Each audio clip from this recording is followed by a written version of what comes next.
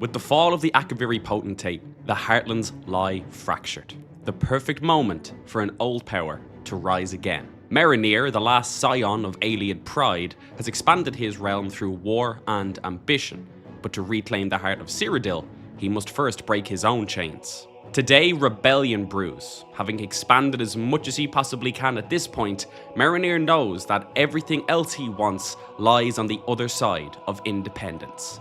Welcome back to the Ayleid Restoration.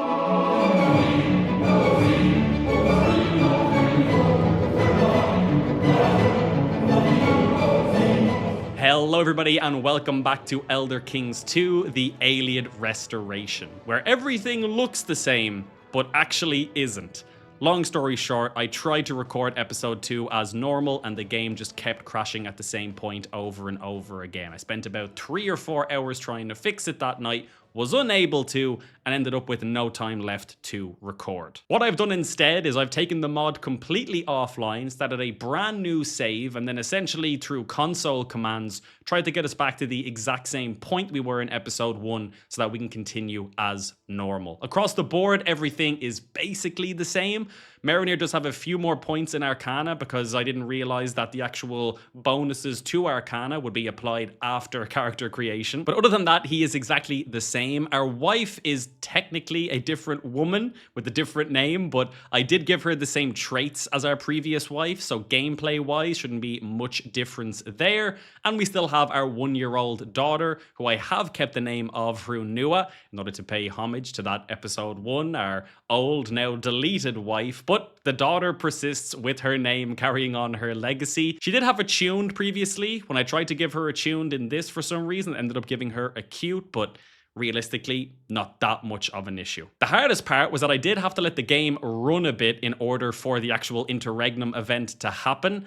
In this case, the interregnum event didn't technically happen. Instead, once he overthrew the Akaviri potentate, he just died, so technically, this is not the interregnum, but the realm still split apart in roughly the same way it would have anyway. It just means that over in the Heartlands, rather than the protectorate being formed, it's just ruled by individual rulers. But gameplay-wise, ultimately for us, the short story is everything to the north has broken apart, which is exactly the same as it was before. You'll also notice that our liege is actually Giorgio here, who was the son of our liege in episode 1, but I had to let the game run a bit. He ended up dying. Not that big a deal. Lastly, what I really didn't have a huge amount of control over was how my actual perks got distributed. So we've ended up with quite a few in whole of body, and our magic ones got shifted a little bit. So we actually ended up with quite a few in restoration, some in illusion, destruction, and conjuration. But realistically, with how long we're gonna live, I imagine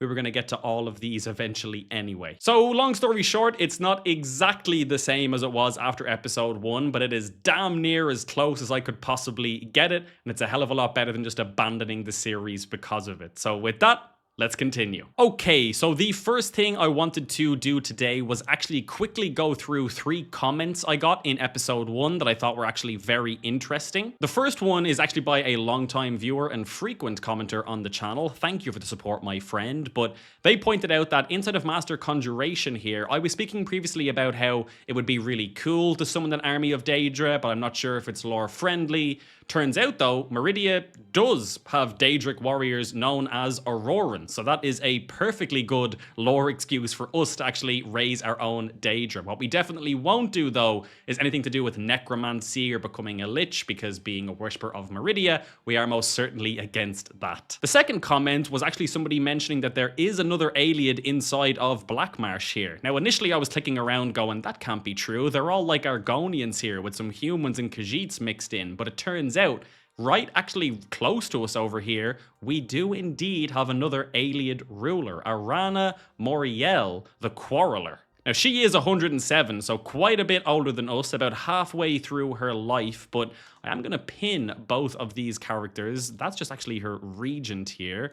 I believe her husband may actually be dead. No, he's still alive. Okay, there's also Iran Varandil here as well. So I'm going to pin all of these characters, mainly because if they end up losing their land or something happens to them, I would be happy to harbor some other Ayleids inside of our court as well. And as they marry and have children, we may also want to try and get them into our court also. And then lastly, it was pointed out that within this mod, we can always just move our de jure capital within whatever duchies we want, which is great to know. I did spend a lot of time talking through each of our holdings and what made sense for a capital and what didn't.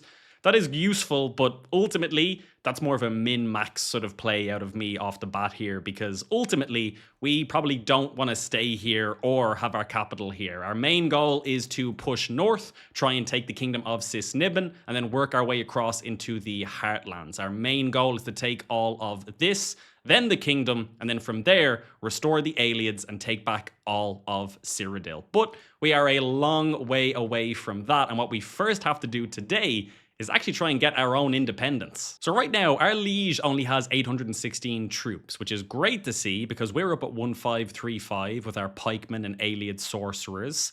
He does have an alliance with Cupdor, but they also only have 439. So if we were to actually declare our independence war here, it's going to come out to be very even.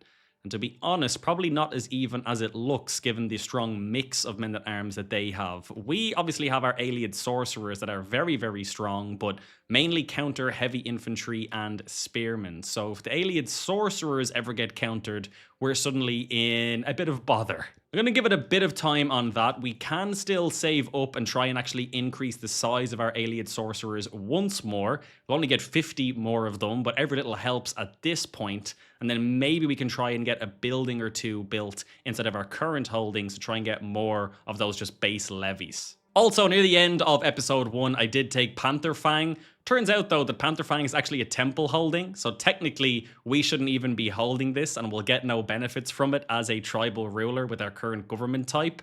We also can't hand it away to a vassal yet because we're not independent or a duke, so that's all very much on the agenda for today. We're not endorsed by our court priest, so let's immediately start a sway scheme against her and get her on board, even though we don't even really like her because we're not actually Thousand Cults, but it is what it is. We can hire a new court mage. All we actually have here is Ketunli, who has a very poor aptitude. Let's maybe try and actually recruit one here, and then possibly even get an Ayleid out of this as well. They'll have low control in our recently conquered counties. Let's try and actually get working on this. Let's start with Redwater, since Pantherfang gives us nothing anyway. And then we can choose our patron, which I believe last time was Cult of Heavens, for another +1 learning and +2 arcana. We do also have a new notification that with enough prestige, we could just claim our liege's title for the High Chiefdom of Redwater, but not sure if we actually want to do that, to be honest with you. I think we might just try and get independence ourselves. Then we could always try and just actually end up usurping one of these duchies. Oh, our liege actually controls both of these duchies now, which does make sense. Given the fact that we took both of these counties, they technically belong to him, so we may have had what he needed to actually form this other duchy as well. That's perfectly fine though. He can have everything he wants on paper. Ultimately, he just has 800 troops, so we should be fine eventually. And it is now with great anxiety that I click the play button and pray that this does not crash again. Okay, here we go. 2 court mages to choose from, both of them seemingly Ayleids. So we have Untamir here, who is a decent character, actually a brilliant strategist, apprentice, and novice evoker. And then we have Varandil here, who for a court mage doesn't have a huge amount going for him. So let's go with Untamir here. 25 gold is fine. Interestingly, the alliance that our liege actually has with Cupdor here is just negotiated. It's not even through a marriage, which is a bit disappointing because it makes it slightly harder to break. Cupdor, though, is in a spot of bother. Not that many troops himself and already losing in a peasant uprising. The Duke himself is also 70, which is good to know because, let me pin you, the second you die, this negotiated alliance may fall apart and that could be our opening. Let's also put some rituals back on here. So let's definitely fortify Marshall. I would also like to fortify my stewardship. And then we have unlocked mass healing here, which is actually tremendous. Minus 25% friendly fatal casualties and plus 25% levy reinforcement rate. However, I'm not going to use this just yet. I'm happy to use it eventually, but this is ultimately one that's a result of the sort of restart. So I'd rather not use that, at least in the initial conflict. Later on, sure. For now, I will throw on Glamour for the plus 10 attraction opinion and the plus 10% personal scheme success chance, because you never know. I also don't mind having some upkeep here because I'd rather not just be at full Magicka and then not really gaining any. We do also have the ability to summon an Atronach now as well. Again, I'm not going to do this just yet. I want to give it a little bit of time before we just instantly start using the spells that were given to us, but eventually, we'll definitely get this going. I think I'm kind of going to cap myself behind independence. Once we're independent, I'm happy to start making use of that, but it doesn't feel right to suddenly start use things we didn't have in episode 1 in order to gain our own independence. I would also like to adopt autocratic ways here as well. All we really have to do is get to absolute tribal authority, and then the Mathmeldi culture has to have 70% of all military and civic Empire of Men innovations. If we look at the innovations here, though, there's some pretty unique ones. One of them is war magic. I don't actually think we had this just yet in episode 1, but I'm pretty sure we were close to it. This does give us the ability to actually recruit war mages now, which I need to compare to our Ayleid sorcerers. They may actually be better, and it also is required for all other Magicka-related military innovations. So very important to do that. And our knights can now also gain the Archmage accolade, which will be quite nice indeed. Max size of mages regiments, as well as mage damage and mage toughness. We absolutely want to get that going. Some of the other ones are more basic, just other things like light horsemen and bowmen, which we had, but ultimately, we are currently relying on Angoramir of Hectoran here to get these innovations for us, as we are not big enough or even independent to actually become the culture head ourselves, but we'll definitely want to do that. We need to be in control of our Ayleid culture in order to restore it. All right, I'm going to take the last learning lifestyle perk here for Iron Constitution for that extra fertility and disease-resistant health boost. But then let's rotate straight back into magic. I believe I was in the practical magic focus. We will take this, and then we'll start working back down through some of these trees. We will have our court mage Untamir here on arcane support as well, trying to boost our magical arts lifestyle experience, given how slow we're going to gain that, because we, of course, have lifespan 3 debuffs across the board. In an attempt to sway my court priest, I can say that the Nibanu are good people, but because I'm arrogant, they'll give me a critical stress break, so instead, the Mathmeldi are of superior moral fiber, which in truth feels on brand. Oh, our liege is actually being raided by 1,000 men here. If you try to come to Blood Run, I want to be ready to stop you. Runua here is also 3 years of age already. She has picked up the rowdy trait, so I've put her straight into the martial education here, turning her into some form of battle mage. Bear in mind, because we live so long, we want to pay very close attention to any potential heirs, because especially if we die early, we would then play as Runua for, again, about 200 years. So very much want to make sure we don't get stuck with an heir that we don't like. Let me also make sure that I am actually educating Runua as well, both because I want to make sure that we have more control over the trait she picks up, but also because I want to make sure that we can impart our secret of worshipping Cult of Meridia to her as well. She can continue to drive that forward should we die. Okay, the 1,000 men that have just raided our liege are now coming over to Blood Run. Let's raise up our army here to try and stop them. We should have the numbers here to deal with this. It's going to take us a bit of time to get across the bridge. Better army commander is showing that we might lose, but I am far and away the best army commander we have. Let's give it a go. Here we go, here we go. Come on, Ayleid sorcerers, make it happen. Yes, there we go. That's what we like to see. This is quite nice. We're going to inadvertently get the loot that they stole from our liege. There we go. Loot is recovered and Blood Run is safe. In other news, I just got notification that the ruler of Kuptor died, which should mean that our liege is now without any alliances, except he's after getting another one with the chieftain of Hill Zeal, who also only has 300 men and is currently attacking in a holy war. So this could actually be a great time to attack our liege. I need the raiders to go away so I can disband, and then we'll try and get our own independence. Oh, what is this? We've come across a destruction book that we can learn to actually increase our stats. I would like to research the full gamut of the effects, the +1 martial and +1 learning. That is going to be a critical break, though. All right, we'll take the middle of the road for now. We'll take the 50 magic lifestyle. We can always go on hunts and things to get our actual stress down. But before we do any of that, while he is weak and his ally is distracted, let us go and declare our independence. Hopefully we can make this happen, but let's see. I'm going to raise my men here and then immediately move in to attack him in the capital before he ends up getting into boats. It is looking good here. We do have a better army commander and more soldiers. He has more men at arms, but not necessarily better. Oh, the partition of Skyrim has just happened. This actually happened already in episode 1, but it's now just happened here. All right, come on. Very important one here. Very, very important, but we're actually doing fantastically.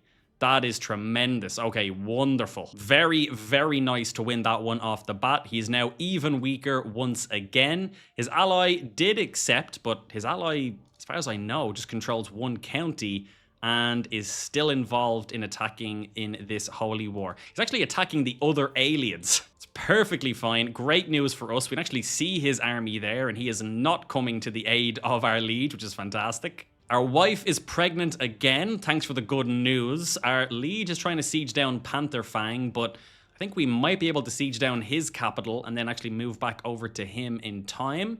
The scheme at court.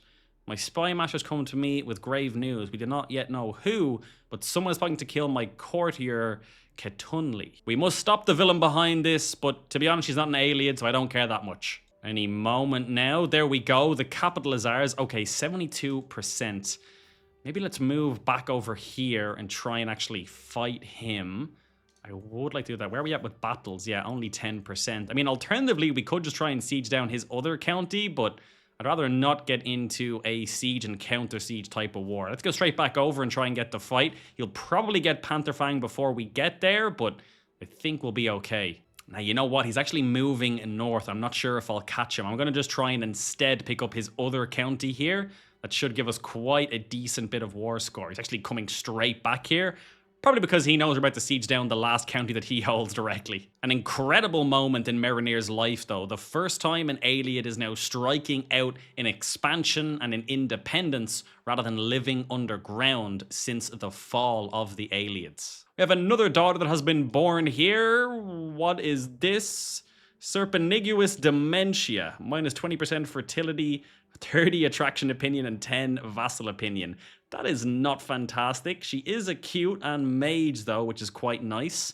Now, you grow strong and wise, but to be honest, I'm quite glad you are not my heir. I don't believe this. He's progressing faster in his siege than we are in ours. I could break it, but if I don't catch him, all I'll really do is lose all my siege progress. That's fine. That's fine. Let him go away and do that. That's totally fine. We're going to go straight back to the capital after this. There we go. So that is his second county siege. Let's move up to the capital here. I feel like once we take this, it should be very, very high in terms of our actual war score. You know what? Maybe before we start sieging this, let's see if we can get a battle in. Possibly get him below the troop count needed to even attempt to siege any of my counties here. He's tried to run away, but now he's holding his ground. He does have defending in jungle, but we've reduced his strength so much, I think we'll be perfectly fine here. The Battle of Leaf Rock Jungle. Our court mage has just maimed one of his knights. Our court mage has just maimed 2 of his knights. This guy's going off. Oh boy, though. Why are you dying? Recently maimed and maimed. Oh, that's not fantastic, but you took 2 of them with you at least. I'm proud of you. Hopefully he can pull through. With the battle won, last thing to do, straight over to the capital, and then hopefully that takes us over the line and we won't have to counter siege Pantherfang. I do love the beginning stages of any Crusader Kings 3 run, though, where it's just all of these tiny margins matter so much. Eventually, when we're taking on kingdoms, I'll be doing cut-ins every now and then after the sieging has progressed a bit. Maybe, oh no, Untamir died. God damn it, Untamir, you were a tremendous character. I wasn't even really factoring in the fact of how good you'd be as a knight, since I just really needed you as a court mage, but that is a shame. We do have enough gold. Let's try and just hire another one. Okay, this time we have 2 women. What is this? Cautious leader. Okay, I think that's maybe the same trait that's in the base game, but different logo. That has a trait path. I think that might be new, to be honest with you. Okay, so you have very decent prowess and 16 arcana. You, not so much. I think we will go with, what is your name? Dentascu? Dentascu, welcome in, my friend. Oh, also Novice Evoker. Oh, absolutely. It is possible for us to have female Pelins or commanders as well, so she'll definitely serve for us. Are you Ayleid? You look Ayleid. Yeah, you are. I'll recruit you to court anyway. Why not? We'll maybe find a use for you. Okay, here we go. No matter what happens here, we have to stay on the capital because it's starting to tick against us here because we don't actually hold the capital, so we're not going to move our army. You cannot increase the control in any county. Oh, probably because it's only Pantherfang and it's sieged. All right, that's perfectly fine. I will give the order to send new settlers to Bloodrun. We will, of course, try and get more Mathmeldi in there. Wait a minute, we have a new culture head. This is interesting. You don't really look like a typical Ayleid. Almost more like a wood elf, maybe? So could be a bit of a convergence happening there. Either way, though, you're the head of our culture and you have 27 stewardship. Fair play to you. Regardless, though, we're going to try and get some Mathmeldis into Bloodrun, at least for now. This will, of course, be very slow. But like I said previously, I would expect it to be. We're trying to restore the Ayleids themselves. If we could just press a button and convert the actual culture of our county straight away, would make a huge amount of sense. We actually have to go and find these Ayleids and try and settle them into Bloodrun. And there it is. With the capital siege, we have reached 100%. We will enforce our demands and become independent. All right, that is absolutely incredible. Can we usurp one of these duchies off you? Probably not Artmon, I wouldn't imagine. Nope, that's only 2 of 3. But we can get Redwater once we get enough gold. We're not even that far off. We have 214. Okay, tremendous. One thing that's important to note as well in relation to culture and why I want to convert this over to Mathmeldi is that obviously for popular opinion and whatnot, we'd like if our people were also our culture. But also, Nibanu does have things like jungle dwellers, which we'll probably get some benefits from in the actual counties. But in order to get the actual Mathmeldi benefits, such as hidden cities and jungle dwellers again, it is going to have to be converted over. So it's not just for lore reasons we're doing this, although it's very lore friendly. It will also result in quite a few buffs for us. We don't have the prestige for it yet, but we're almost there in terms of usurping the actual duchy. Once we do that and get the prestige we need, I'm going to create an Ayleid here, the first among Oathswearers, and that is going to go to Dentascu, our new court mage and commander, because she can have the Archmage Ayleid attribute, which comes from our actual culture. Initially, this will give us +1 size to our Ayleid sorcerers, as well as increasing their damage and toughness. And then as we level her up, eventually at level 6, it could increase the size of our mages regiments by +4 and give them +60% damage and 30% toughness. So regardless, we're going to always want to try and have an Archmage Ayleid going as we focus in on our men-at-arms being mages. Our wife, who's now also reclusive, is pregnant once again, which is great news. There it is. We now have the gold we need to usurp the High Chiefdom of Redwater. We'll gain 300 prestige, and we are now a mighty Aran. So now we are making some serious progress here. We are officially the Duke of Redwater. First things first, let's grant Pantherfang here away to the other Ayleid that we just actually recruited to court. This will give us a critical stress break because we are ambitious. Okay, we won't do it yet then. We'll save up some gold and have a hunt first, try and get our stress down. But what I can do now is actually get Dentascu in here as our Archmage. Secondary is also Valiant, which is great. That's just overall army damage as well. I will try and immediately seek a worthy successor as well, because I don't want this Ayleid to actually stop at any point. I want to always make sure we have a successor in, keep it alive, keep the glory building. Now that we are a duke, what exactly is next for us? Well, the good news is that now we can just start to continue the conquest and keep handing things away. I think what we really want to do is try and push for the Kingdom of Cis-Niben here. We'll need 18 counties, 250 gold, and 1 more duchy. But that shouldn't be too bad, to be honest. The main concern is the Duchy of Canulus here. possibly going to war with some of these neighboring counties and growing in size. We ideally want to try and push north as soon as possible here so these don't consolidate, or even worse, form the kingdom above us. But all the same, we don't want to rush it either. Let's get some gold, let's have a hunt, get our stress down, grant Panther Fang away, and then we'll go from there. This is very interesting. A new major decision has revealed itself to us, and it would actually give us the ability to revive the dead culture of Saliash here. We would then adopt that culture, and then all of our courtiers and dynasties would adopt it as well. To be honest, I'm quite liking the idea of this. Now, we need to be at least a king, but given that it's an Ayleid restoration, I think restoring a dead culture could be a phenomenal way for us to actually go about this. On top of the fact that we would immediately then be the actual head of culture of this new revived culture, rather than what we currently have, which is relying on somebody else to take control of Mathmeldi. Now, Mathmeldi does have some very, very nice cultural traditions here, particularly for our start. I'm not sure if there's a way for us to view what Saliash has. Oh, there is. Here we go. Okay, so there's Heartland High Elves, so it's an isolationist tradition. We do still have the Ayleid sorcerers and whatnot. We do still have jungle dwellers, but what's different is that we also have blood sport here. So we gain prestige from torturing rulers. Characters of this culture will more frequently torture their prisoners and will rarely gain trophy artifacts from torture. And sadistic characters are admired, whilst compassionate and shy individuals are scorned. Sorcerer Kings is still there, as well as attuned to Magicka.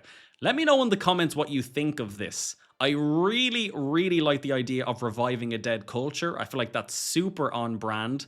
But Bloodsport, though, would quite change up the way in which we play, and we'd probably be leaning a lot more into Dread, which normally I don't like because it can make succession a bit of a hassle, but given that we live for 200 years, maybe that's less of an issue. Innovation-wise, they're not tremendously behind either, and I would quite like to be in control of what we pick next. So I quite like this. I think we'll do it, but do let me know what you think down below. We can also now call for a confederation if we want to, which is fantastic. We can adopt an orphaned child. Ooh, our first son has been born, and he does not have any negative traits and has picked up Attuned. Fantastic. Ooh, something we could do is actually just cast Calm on ourselves as well. That is another great way to actually lose some stress here.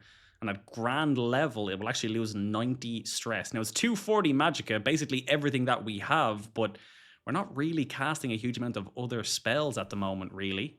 What is this? Champion of Shadows. Heralds bring us word of a new champion of the Mistress of Shadows, self-proclaimed bringer of the will of the Prince of this world. Bearing his badge of office, a legendary bow, rumored to be able to grant invisibility and speed to its user, he is sure to cause trouble. We must prepare ourselves, there is hardship ahead, and Duke Tacitan here has gained the trait Champion of Nocturnal. Okay, obviously this is shunned by our public religion, but I think it's safe to say we wouldn't be a huge fan of Nocturnal, given that Meridia is the bringer of light, so I'm gonna pin you, and you are now an enemy. We can also cast Resilience on ourselves here for our actual health, but I don't really think we need that. I think I will cast Calm though, maybe not at max level, but at greater, we'll lose 72 stress. Let's do it. That is very, very nice and an incredible use of our Magicka. That lets us grant Panther Fang away straight away and we'll gain some stress, but it'll no longer be a critical break for us. Also, I received a notification that there is currently no worthy successors to Denthaskew here, our court mage with our archmage attribute, so we'll try again in a little bit. Now that Panther Fang has been handed away, we can have one more domain holding directly, and I think what we would like to do is grab the one remaining county inside of what is now our duchy. That does mean war with the Duchy of Canulas here, but they are really struggling with troops. They have a 16-year-old in control, and they're currently being attacked already for the actual duchy itself. That's a little bit worrying. Regardless, though, I think I will use this time to sneak in and actually seize this barony. I'm going to try and see if I can maybe get a battle off the start here. No, I don't think I will. They're moving quite quickly. That's fine. We'll rotate back, grab the siege, and bide our time. Just in time for a new magical perk selection. I think what I might actually do is go for novice alteration here and just try and work down through each of these trees somewhat together. Try and buff out some of the ones we don't have that much progression in and work towards what I was going for last time, which is journeyman alteration, so we can just use our magicka to actually gain some gold. Very, very nice, especially in the tribal realm. We have siege down our war target. Let's start pushing north. I need to be a little bit careful here. Not so much because of Canulus's army, more for the fact that the army that is attacking them is going to be hostile to us as well, although I don't really see them yet, to be honest. Then again, Canulus is rather big. They stretch all the way up here. How do they have so many counties in here and only this much men? While I was sat at the market with Runua, her attention was caught by a criminal chained to the pillory. Runua watched him for a while when he did nothing but cough and beg for water. Runua rolled her eyes and kept on walking.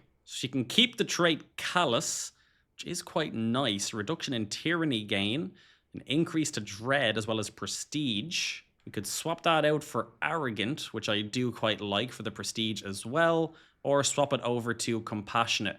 Well, I'm not going to swap it over to compassionate just yet, especially since we might end up reviving Saliash. And if that's the case, Callous would work a lot better. So you know what? Hold on to Callous. Oh boy, what is this? We have a plague here. Okay, it's famine fever. It is major.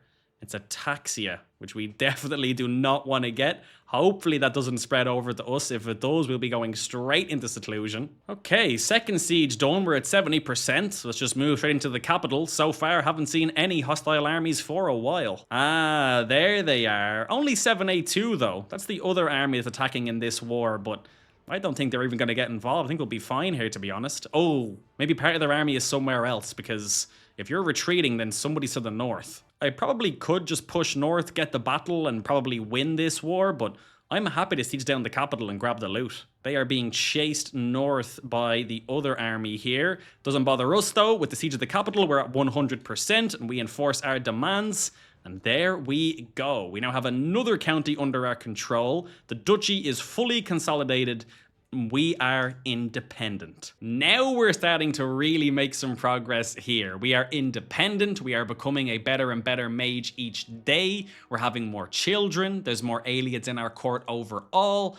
We have a new goal to actually revive a dead Ayleid culture here, which I think is super on brand. Will take a while though. We have to become a king first. Before that, our goal is really to adopt autocratic ways, and in the meantime, expand out as much as possible. With that though, I'm going to leave this episode here. It may be a little bit shorter than normal, but that's mainly because I want to try and get this out off schedule just as soon as possible to make up for missing the Thursday upload. Again, apologies for that. It was an absolute nightmare for me trying to fix it. But I'm very, very happy that we've had no issues. It looks like we're in the clear, and the actual run itself is making a ton of progress. Do let me know in the comments down below what your opinions are of reviving this dead culture, and whatever else you think should happen in this run. Thank you all so much for watching this video. If you enjoyed it, please don't forget to like and subscribe. A massive shout out to all of our channel members helping to support the channel and everything that I do here. And as always, a very special shout out to our Emperor's Hands tier in Faustbread and Kenny IDFK. Have a great day, and I will see you all in the next video.